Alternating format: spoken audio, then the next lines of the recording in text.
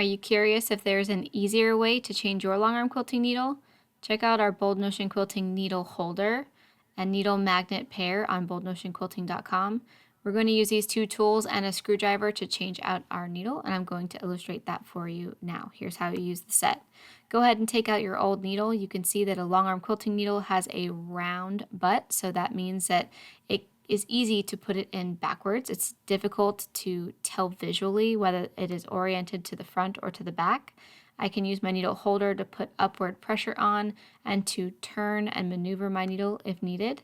If I still can't tell where the front is, I can take my needle magnets, place those on the needle, and they are going to sit nice and flat on the front part of the needle. So you want to turn that needle to the 6 o'clock position. Cool thing about the red needle holder that we're using is that we can put some upward pressure. That means that as we're turning to screw in our needle, it's not going to change the orientation of it from the screwdriver. Visit boldnotionquilting.com to get yours today.